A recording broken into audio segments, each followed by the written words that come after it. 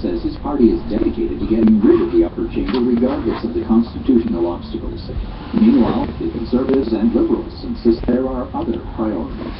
Karina Roman reports. NDP leader Tom Mulcair says yesterday's Auditor General report simply reaffirms his belief that the Senate has no place in a modern democracy.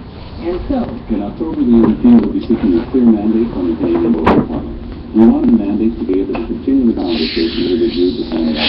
Prime Minister Stephen Harper once campaigned on reforming the Senate, but then the Supreme Court said major changes would take getting all the provinces on board. Multicultural Minister Tim Upple. Our position is that the Senate should be reformed, and if it cannot be reformed, then it should be abolished. But the Supreme Court has ruled on that, so essentially that is one that is not going to work. Liberal leader Justin Trudeau says jobs and climate change are more important issues, and that meaningful changes can be made to the Senate without reopening the Constitution, such as when he kicked all the Liberal senators out of his caucus in an effort to root out partisanship. Karina Roman, CBC News, Ottawa. Quebec is again taking steps aimed at barring public servants from wearing face-covering religious garments at work. The bill introduced by the province's Liberal government will also prevent members of the public from covering their faces while receiving government services. But unlike legislation proposed by the previous Parti Québécois government, it does not forbid the wearing of religious symbols by government workers. An Ottawa woman confined to her home by illness is trying to change Canada Post's mind about installing a community mailbox in front of her picture window.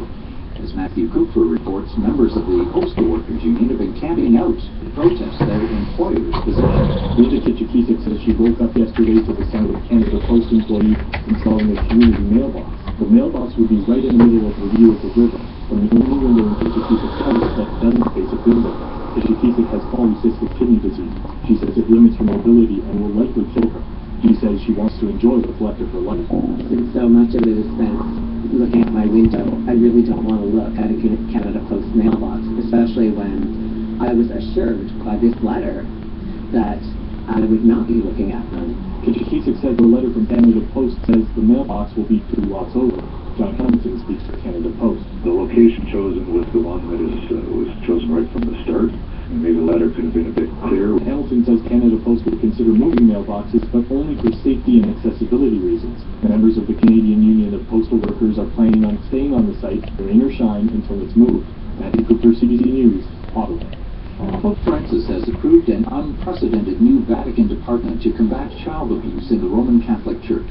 A Vatican spokesperson says a tribunal will be created with powers to prosecute Catholic bishops who cover up child sex abuse by pedophile priests.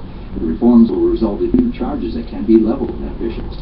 Philip Pulella is a Vatican analyst, and he says victims groups have long campaigned for a process to make bishops accountable. It should have quite an effect, because there are a number of bishops who have been accused of looking the other way. And that is important. That is the victims have been saying that these bishops look the other way, and that the abuse could not have happened had they done their job. The abuse community started in Boston in 2002 and frequently saw pedophile priests shunted from parish to parish instead of being brought and handed over to authorities. A new survey shows that Americans are less willing than Europeans to send economic aid to Ukraine, but they would be more willing than Europeans to use military force against Russia if it were to attack a neighboring country that's under a NATO. A survey by the Pew Research Center looked at public opinion in 8 NATO countries, including Canada, in April and in May. And that's the CBC News to this hour. I'm Dwight Smith.